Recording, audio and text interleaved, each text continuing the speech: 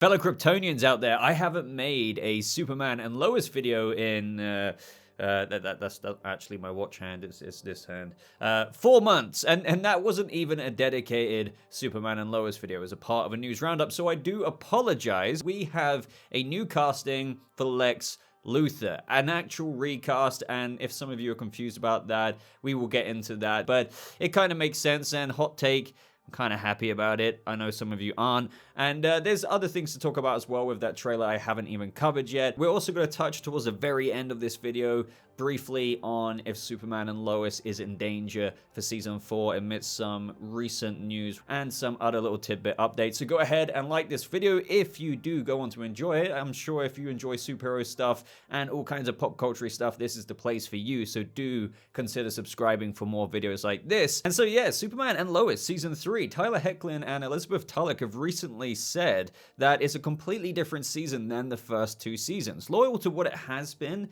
in those first 2 years, but it's a lot different and supposedly intense and the best season yet. And I know actors would obviously promote their own show if they're the lead actors and all that, but I really hope what they're saying there is true. I'm not saying that the previous seasons have been bad. Season 1 for me was stronger than season 2, but given that there could be quite a radical change, and hearing that from Tyler Hoechlin and Elizabeth Tulloch, that kind of makes me hyped, especially with what we're about to get into now, and that is the casting of Lex Luthor and just how he could fit into Superman and Lois season 3, considering we had Bruno Mannheim, the leader of Intergang, set up as the big bad of this season. So Entertainment Weekly said as follows: Lex Luthor is coming for revenge, almost choking there, revenge on Superman and Lois. Entertainment Weekly can exclusively reveal that Michael Cudlitz, The Walking Dead Southland, has been cast on the CW Superman drama as a new version of the iconic DC Comics supervillain in Season 3. According to the official character description, Cudlitz's Lex Luthor is known to the world as the visionary billionaire behind LexCorp, but secretly,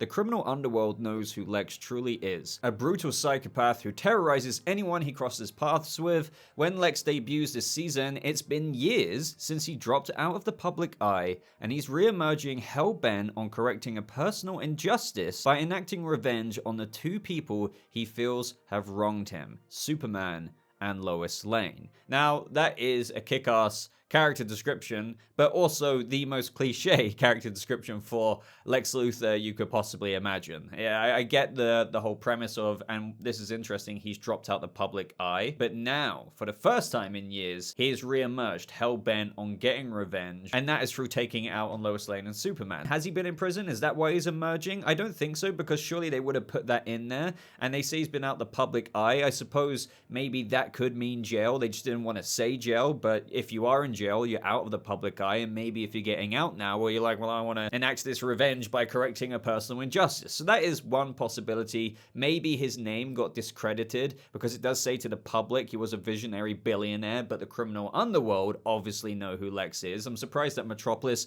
don't know in terms of the public that he's also a psychopath, but they seem to separate both identities of Lex's double life of, you know, philanthropist, I guess, and corporate genius and everything to that of the criminal underworld perception. But either way, that is very intriguing. If you are wondering why this isn't Jon Crye's Lex Luthor, it's actually quite simple. Even though it's not been mega dived into with full clarity, we haven't had a whole sit down with Todd Helbing, the showrunner, saying, well, this is because of actually this, this, and this, but we have had it more or less spelt on the wall with regards to how we already had it hinted to us last season that Superman and Lois is, you know, technically separate from the Arrowverse now. I guess if you want to go down to the logistics level, it's on like another Earth. I guess you could blame Crisis for that or something. I don't think they really adhere to what they did a few years ago with Crisis. I think they wanted to set up all kinds of things with that, but the CW has kind of gone downhill with that, and now shows are just kind of doing their own thing. If you remember, General Lane had a bit of a speech to Jonathan and Jordan Kent at the Kent farm towards the finale of last season. Could have even been in the finale, I can't really remember now. But he said that Superman is this world's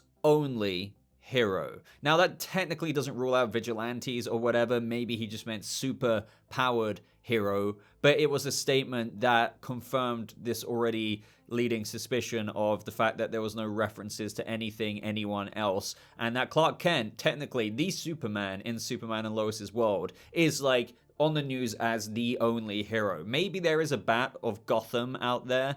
Some people are wondering if it's connected to Gotham Knights. God, I hope not. Just what's the point if you separate yourself from the Arrowverse and you have a show coming out that looks like Gotham Knights?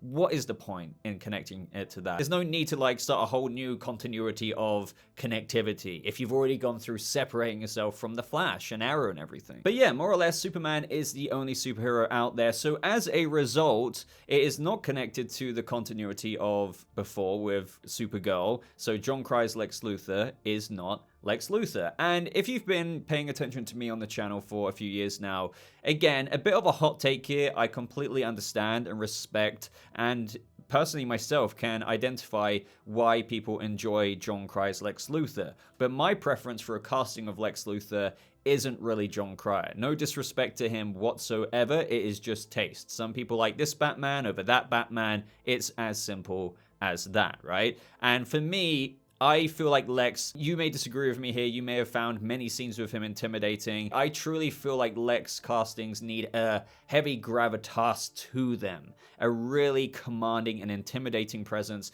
And I even feel like Titan Season 4, with the barely featured Titus Welliver as Lex Luthor, really encapsulated what a Lex Luthor casting could be. And Jon Cryer was more like, I feel like Lex Luthor needs to be more CEO, like, again, like a corrupt CEO, intimidating energy, rather than office worker energy. And I know that sounds disrespectful, but I'm just trying to distinguish what I see as a Lex, possibly with this new casting, versus Jon Cryer's Lex. And that's how I viewed that Lex. It didn't really work for me. Now here, with Michael Cudlitz as Lex Luthor, I know people are just going to see the Walking Dead photo going around with like the handlebar mustache and whatnot, but I think this is potentially one of those castings. I have seen Michael Cudlitz as Abraham in The Walking Dead, and I do feel like he will bring a similar energy to what Titus Welliver did with a serious commanding role. I could be completely wrong about this, and it could be like the biggest miscast of all time,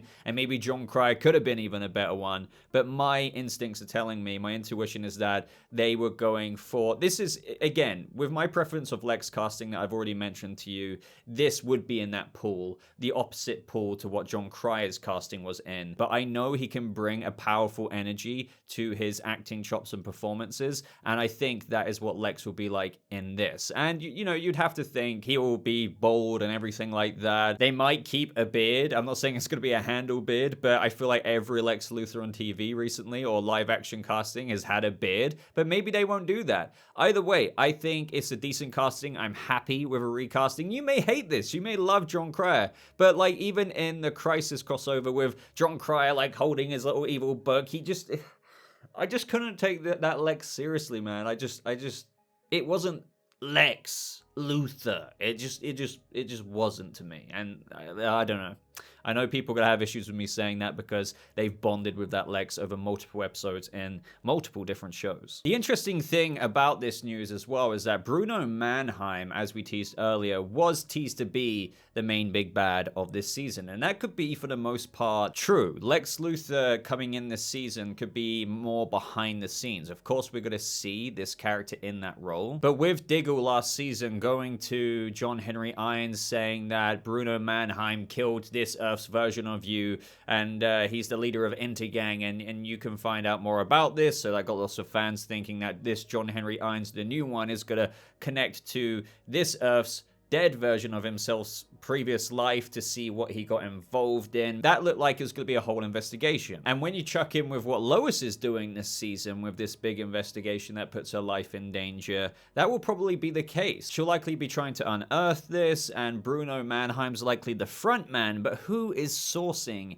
Intergang behind this? You know, who is the actual person behind the curtain? So we're about to get into that, but let's first read out the official synopsis so we can kind of connect all of this together a little bit more. boss. So, Clark and Lois are now working at the Smallville Gazette together and enjoying a small town life, but the Kent's romantic bliss only shines a light on how isolating the secret can be, as Chrissy struggles to balance a new love interest and her friendship with Lois. However, Lois's own work and life balance is put to the test when an undercover assignment reveals a deadly foe that promises to change the Kent family forever. Superman would move heaven and earth for his family, but with a villain this merciless, even that might not be enough. Meanwhile, the Kent boys find themselves being pulled in opposite directions as Jordan discovers what a superhero identity really means, and Jonathan searches for purpose beyond the football field. Amidst all this upheaval, John Henry is haunted by his doppelganger's past, leading to dangerous consequences for him and Natalie. Lana Lang and Carl redefine their family post-separation, while Sarah explores what the future holds for her and Jordan now that she knows the truth about his powers. Having learned the hard way that no one else can be trusted to work with Superman, General Samuel Lane reclaims his post at the Department of Defense, only to face his own conflict in working with his grandson Jordan. So as we see in the trailer, and as per teased in the synopsis, Lois's own work-life balance being put to the test with this undercover assignment reveals a deadly foe that promises to change the Kent family forever. That somewhat matches the Lex's, personal injustice correcting that he's going to do, but obviously it's going to tie into the Bruno Mannheim thing and Intergang, and I wouldn't be surprised instead of Darkseid being involved in sourcing Intergang with all their weapons and technology in this iteration, well, the man behind the curtain sourcing Intergang and, the front man being Bruno Mannheim, the person sourcing it all is Lex, with the LexCorp technology and everything that is pushing Intergang forward. And so, if the sourcing of Intergang's weaponry and technology is Lex Luthor, and the threat we see Lois under in the trailer with Superman saying Lois is missing and General Lane being very pissed in the trailer about Superman just leaving her because Clark is like, well, other lives are at stake. Well, that's going to create a whole bunch of drama, and also just talking about the Intergang weapons and how they could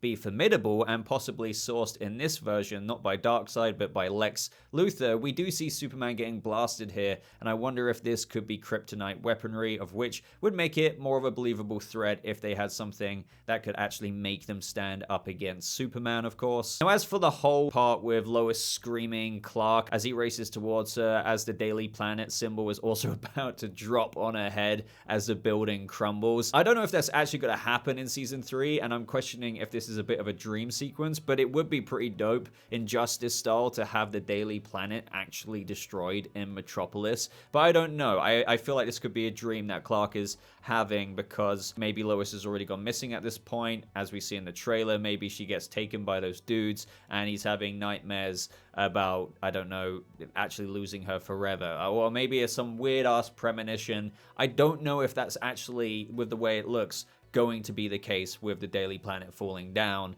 as she's right there. But maybe it will be. Maybe this is one of Intergang's stunts, right? After correcting this personal injustice, Lex could have instructed Bruno Mannheim, and we'll only learn about this maybe in the back half of the season, to take out Lois and Clark, and through different means. So maybe one of those is the Daily Planet, something they hold near and dear. Maybe that's a big target. Maybe they use their Intergang LexCorp sourced weaponry and technology to do that, and Lois is at the heart of it. That makes sense because it can hurt Superman. It's a whole thing. Obviously, this is a lot of theory, going down the rabbit hole speculation here, but I would love to know your expanded thoughts on that. Now, to touch very lightly on things that I haven't even covered before because I didn't do a trailer breakdown for this, but other scenes we see is Jordan getting yelled at in the trailer because he has helped save people in this event that you're seeing, where it looks like a kind of run-of-the-mill Superman rescue operation, but perhaps Superman was unavailable, but Clark says that he almost revealed himself to the world. So more family drama to be caused here, which, this show is about. The dynamic of this show is literally about Superman's family, how it all operates. And then, of course, we have the newly casted Jonathan Kent.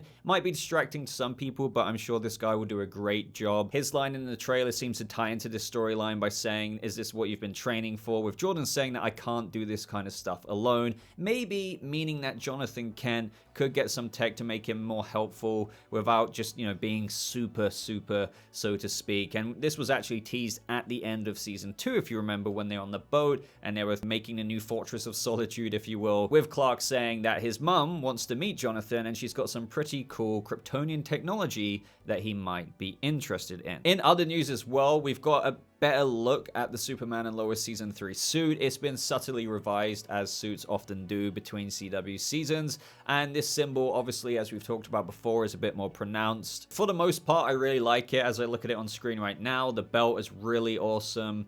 I think the blue could be a bit more saturated or lighter, so to speak. And as much as I love the new improvement to the symbol being a bit more, extruding from the body, because I think that's a really nice addition. Would be cool if it was slightly larger, but not only that, I wish the red was way more saturated. I don't really dig. I mean, I like this. Let me put that on the table. I do like it. It's just my feedback would be that the red is way too muddied down. It looks a bit like it's, and it makes sense. He wears the suit all the time, right? So it would get dirtied up. But I don't know. It's just such a kind of depressed red, if you know what I mean. Really, dark toned. And I wish it was as vibrant as the red on the cape around his collar, because that would be really awesome. And lastly, everyone, with regards to Superman and Lois's continuation on the CW, we can't forget that the CW was acquired by Nexstar. They've got a huge majority stake in that, and people have been worried about this show continuing, and according to the Hollywood Reporter in the new report, the CW expects to only have only three original scripted series for next season, with already one of those 3 slots fulfilled and renewed by All American, being the first to be renewed, right? So that leaves 2 slots for a season 4 renewal, potentially for Superman and Lois. So people were like, is it going to be that show? Some people are worried because it seems like it might be one of the most expensive ones, and we know Nexstar doesn't really like spending a lot of money at the moment as they restructure that network to God knows what the heck they're doing, but yeah. For the longest time, I've been thinking maybe season 3 could be his end because they just don't want to fork out that money for Superman and Lois. But if they're going to keep on one show after The Flash ends in season 9 from the superhero side of things, and to kind of keep at least a portion of that demographic there on the CW, it could be Superman and Lois. But part of me did think that they were going to save Lex Luthor until much later on in this show's lifespan. But maybe they brought him in this season because they thought that this could be the final season, and they might want to kind of boost it up a little bit. Not that I think that will have a massive impact regardless, because Nexstar will be Nexstar, and Nexstar will do Nexstar things. But yeah, I'm feeling more hopeful than apprehensive about Superman and Lois, believe it or not. But it is a bit concerning when it's up against at least 6 other scripted shows on the network waiting for that decision, when they're only keeping around 3 original scripted series for the next year's season.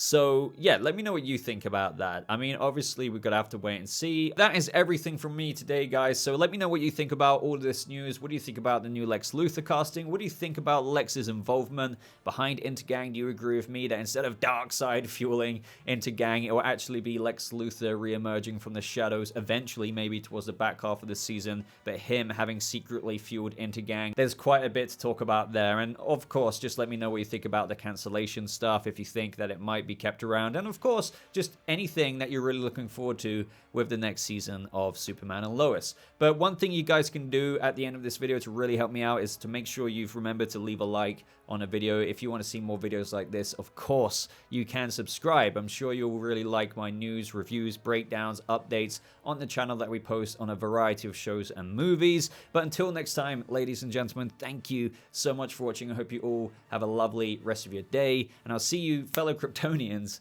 in the next video. Goodbye.